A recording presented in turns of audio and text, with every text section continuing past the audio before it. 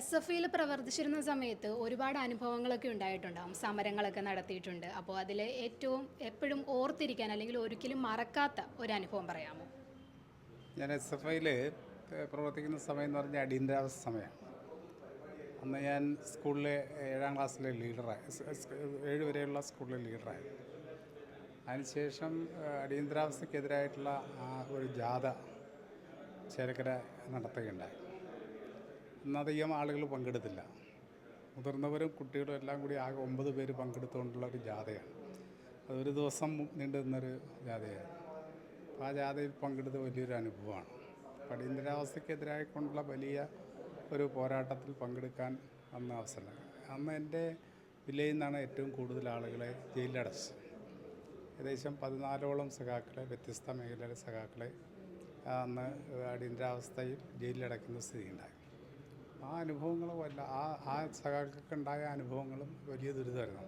അവരെല്ലാം ജയിലിലടയ്ക്ക് അവരുടെ കുടുംബങ്ങളെല്ലാം വലിയ പ്രയാസത്തിലാകുകയും പിന്നീട് ഭീകരമായ മർദ്ദനത്തിന് വിധേയരായ ആളുകൾ പല രോഗങ്ങൾ വന്ന് മരണപ്പെട്ടു പോവുകയും ചെയ്തു. അത് വലിയൊരു ദുരന്തം തന്നെയാണ് അടിയന്തരാവസ്ഥ. പിന്നീട് ഞാൻ എസ് എഫ് ഐയുടെ ചേലക്കര ഏരിയ സെക്രട്ടറി പ്രസിഡന്റ് എന്നീ നിലയിൽ നിരവധി വർഷം പ്രവർത്തിച്ചു. പിന്നെ വ്യാസ കോളേജിൽ എസ് എഫ് ഐയുടെ പ്രവർത്തകനായിരുന്നു. കേരള കോളേജിലെത്തിക്കഴിഞ്ഞപ്പോൾ അവിടുത്തെ യൂണിറ്റ് സെക്രട്ടറി ആയിരുന്നു. അപ്പോൾ ആ സമയത്താണ് കേരളത്തിലെ ഏറ്റവും വലിയ സമരങ്ങൾ 82 മുതൽ 87 വരെയുള്ള സമരങ്ങളാണ്. ആ സമരങ്ങൾ നിരവധി പ്രാവശ്യം ഞങ്ങൾക്കെല്ലാവർക്കും ലാത്തിച്ചാർജിന് വിധേയരാകുകയും ജയിലിലടയ്ക്കപ്പെടുകയും ഒക്കെ ചെയ്തിട്ടുണ്ട്. അതിലേറ്റവും രസകരമായിട്ട് മനസ്സിൽ ഓർമ്മ നിൽക്കുന്ന ഒരു സംഭവം 1986 അന്നത്തെ വിദ്യാഭ്യാസ മന്ത്രിയായിരുന്ന ടി.എൻ. അദ്ദേഹം പിന്നീട് വലിയ സുഹൃത്തായിരുന്നു. അദ്ദേഹത്തെ തടയാൻ വേണ്ടി ഞങ്ങൾ തീരുമാനം. IT കലോത്സവത്തിൻ്റെ ഉദ്ഘാടനം തൃശ്ശൂർ ഇൻഡോർ സ്റ്റേഡിയത്തിലാണ്. ഇൻഡോർ സ്റ്റേഡിയമല്ല, മുനിസിപ്പൽ സ്റ്റേഡിയത്തിൽ ഉദ്ഘാടനം ചെയ്യാൻ വേണ്ടി വന്നു. അദ്ദേഹത്തെ തടയും എന്ന് മുൻകൂട്ടി കണ്ടുകൊണ്ട് പ്രിവൻറ്റീവ് അറസ്റ്റ് ഉണ്ടായി. ശേഷിച്ച 13 ആളുകൾ മാത്രമാണ് അന്ന് ആ വേദിയിലേക്ക് കടന്നിരുന്നത്. കേരളത്തിൽ ഞങ്ങൾ വ്യത്യസ്ത സ്ഥലങ്ങളിൽ പോയിരുന്നു.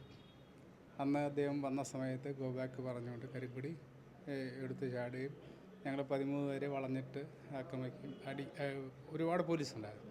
അങ്ങനെ ഞങ്ങൾ ജയിലിൽ പോലീസ് സ്റ്റേഷനിൽ കൊണ്ടിട്ടു. ഇതറിഞ്ഞ ഇന്നത്തെ വിദ്യാഭ്യാസ മന്ത്രി എസ് എഫ് ഐയുടെ സംസ്ഥാന സെക്രട്ടറി അദ്ദേഹം പോലീസ് സ്റ്റേഷനിൽ വരികയുണ്ടായി.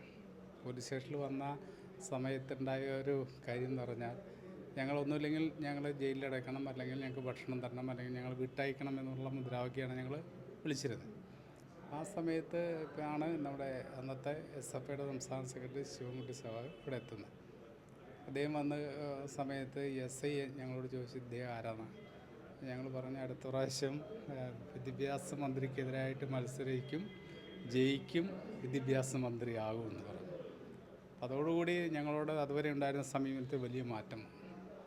അതോടുകൂടി ഞങ്ങളെല്ലാം വിട്ടയക്കുകയായി ചെയ്തു. അപ്പോൾ ശിവൻകുട്ടി സഖാവ് 86 വിദ്യാഭ്യാസ മന്ത്രിയാവുമെന്ന് ഞങ്ങളന്ന് പ്രവചിച്ചിരുന്നു. ഞാൻ ഇപ്പോൾ മന്ത്രിയായി കഴിഞ്ഞപ്പോൾ അദ്ദേഹത്തോട് പറഞ്ഞു, ഞങ്ങൾ അന്ന് പ്രവചിച്ചത് 2021 സാധ്യമായി ആ മന്ത്രിസഭയിൽ അംഗമായിരിക്കാൻ എനിക്കും അവസരമുണ്ടായി. അങ്ങനെ നിരവധി കാര്യങ്ങൾ സഭ രംഗത്ത് പ്രവർത്തിക്കുന്ന സമയത്ത് നിരവധി അനുഭവങ്ങളാണ്. അപ്പോൾ ആ അനുഭവങ്ങളൊക്കെ തന്നെ പറയാൻ നിങ്ങളുടെ ഈ സമ്മേളനത്തിന് മാത്രം കഴിയില്ല. തീർച്ചയായിട്ടും എസ് എഫ് ഐയുടെ രംഗത്ത് പ്രവർത്തിക്കുമ്പോൾ തീർച്ചയായിട്ടും നമുക്ക് ഒരുപാട് അനുഭവങ്ങളും അറിവുകളാണ് നേടാൻ കഴിഞ്ഞിരിക്കുന്നത്. നമുക്ക് സാമൂഹികമായിട്ടുള്ള ഉത്തരവാദിത്വം നല്ലപോലെ നിറവേറ്റാനുള്ള കുട്ടികളാണ് നമ്മൾ എന്നുള്ള തോന്നൽ നമുക്ക് നല്ലപോലെ ഉണ്ടാകും. ഏറ്റവും വലിയൊരു സംഭവമായിരുന്നു കേരള കോളേജിൽ യൂണിറ്റ് സെക്രട്ടറി ആയി പഠിക്കുന്ന സമയത്ത് അവിടെ 87 അധികാരത്തിൽ നിന്ന ഇടതുപക്ഷ മുന്നണി ഗവൺമെൻറ്. ആ ഗവൺമെൻറ് വന്നു കഴിഞ്ഞതിന് ശേഷം ഗുരുവായൂർ ദേവസ്വത്തിലെ ദേവസ്വം ബോർഡ് അംഗങ്ങളെ നിശ്ചയിക്കുകയുണ്ടായി. അന്ന് തമ്പി എന്ന പേരായിട്ടുള്ളൊരു വ്യക്തി അവിടെ ദേവസ്വം ബോർഡ് മെമ്പറായിട്ട് നിശ്ചയിച്ചു. ആ മെമ്പറായി നിശ്ചയിച്ചത് അത് കൺവെർട്ടർ ക്രിസ്ത്യനാണെന്ന് പറഞ്ഞ് വലിയ ഒരു പ്രചാരവേല സംഘടിപ്പിച്ചു. ഹിന്ദുക്കൾക്ക് എന്ന് പറഞ്ഞ് വലിയ പ്രചാരവേല സംഘടിപ്പിക്കുകയും കേരളവർമ്മയിൽ എസ് എഫ് ഐയുടെ മെമ്പർഷിപ്പ് ക്യാമ്പയിനായി ബന്ധപ്പെട്ടുകൊണ്ട് ഞങ്ങളൊരു മുദ്രാവാക്യം എഴുതി വയ്ക്കാറ്. നമ്മുടെ എസ് എഫ് ഐയുടെ മുദ്രാവാക്യമുണ്ട്, സ്വാതന്ത്ര്യം, ജനാധിപത്യം, സോഷ്യലിസം, എസ് എഫ് ഐയിൽ അംഗമാകുക, പോരാളിയാകുക എന്നൊക്കെ പറഞ്ഞ് എഴുതി വെച്ചിരുന്നു. ആ ചുമരിൽ കോളേജിൻ്റെ മതിൽ അവിടെ സംഘപരിവാർ വായിച്ചിട്ട് ഹിന്ദു ക്ഷേത്രം ഹിന്ദുക്കൾക്ക് എന്ന് എഴുതി വെച്ചു. പക്ഷേ അത് അപ്പോൾ ഞങ്ങൾ മായ്ച്ചില്ല. പിന്നീട് കോളേജ് യൂണിയൻ തെരഞ്ഞെടുപ്പുമായി ബന്ധപ്പെട്ടുകൊണ്ട് മായ്ക്കാൻ ശ്രമിച്ചപ്പോൾ വലിയ സംഘർഷം ഉണ്ടായി. ആ സംഘർഷത്തിൽ പോലീസ് ഇടപെടുകയും പോലീസുമായിട്ട് തർക്കിക്കുകയും അവസാനം ഞങ്ങൾ തന്നെ എഴുതുകയും ചെയ്ത ഒരു ആപേക്ഷികരായി. അത് 500-600 കുട്ടികൾ വന്നിട്ടാണ് ആ ചുമരെന്ന് എഴുതിയ SFIയുടെ സ്ഥാനാർത്ഥികളുടെ പേര് എഴുതി വെച്ചത്. വലിയ ഒരു അനുഭവമാണ്. അന്ന് പറഞ്ഞൊരു കാര്യം അവർ വാദിച്ചത്, ഞങ്ങളുടെ മുദ്രാവാക്യം ശാശ്വതമായിട്ടില്ല, ഞങ്ങളുടെ മുദ്രാവാക്യം ശാശ്വതമാകുന്നവരെ ആ മുദ്രാവാക്യം ആ ചുമരിൽ കിടക്കും എന്ന് പറഞ്ഞു. അപ്പം ഞാൻ അവരോട് ചോദിച്ചു, നിങ്ങൾ തരുന്ന സമയത്ത് ഞങ്ങളുടെ ഒരു മുദ്രാവാക്യം ആ ചുമരിലുണ്ടായിരുന്നല്ലോ, സ്വാതന്ത്ര്യം, ജനാധിപത്യം, സോഷ്യലിസം എന്ന് പറഞ്ഞ മുദ്രാവാക്യം ആ ചുമരിലുണ്ടായിരുന്നു, അത് മായ്ച്ച് കളഞ്ഞിട്ടാണ് നിങ്ങൾ ഹിന്ദു ക്ഷേത്രം ഹിന്ദുക്കൾക്കെന്ന്. അങ്ങനെ ആ മുദ്രാവാക്യം ശാശ്വതമായിട്ടില്ല, അങ്ങനെയാണെങ്കിൽ മായ്ക്കാൻ പാടുക. ആ വാദം അവർ അംഗീകരിച്ചു. ആദ്യം ഞാൻ ചോദിച്ചു, ആ വാദം അംഗീകരിച്ചപ്പോൾ ഞങ്ങൾ എഴുതി വെച്ച മുദ്രാവാക്യം നിങ്ങൾ മായ്ച്ച് എഴുതിയത് ശരിയല്ലല്ലോ എന്ന് പറഞ്ഞാൽ ആ തർക്കത്തിൽ അവസാനം നമ്മൾ വിജയം ഭരിക്കുന്ന ഒരു സ്ഥിതിയാണ്. അപ്പം അങ്ങനെ SFI രംഗത്ത് പ്രവർത്തിക്കും ഏറ്റവും ആവേശകരമായിട്ടുള്ള അനുഭവം ഉണ്ടാകുന്നത് സ്റ്റുഡൻറ്റ് മൂവ്മെൻറ്റിൽ പ്രവർത്തിക്കുന്ന സമയത്ത്. ആ അനുഭവങ്ങളാണ് പിന്നെ നമ്മളെ പുതിയ മേലേക്ക് ഇന്ന് SFIക്ക് കൂടുതൽ ഉത്തരവാദിത്തങ്ങൾ ഏറ്റെടുക്കാൻ കഴിയേണ്ട ഒരു പ്രത്യേക അന്തരീക്ഷമാണുള്ളത്. SFI ഒറ്റപ്പെടുത്താനും ആക്രമിക്കാനും ഒക്കെയുള്ള ശ്രമം നടക്കുന്നുണ്ട്.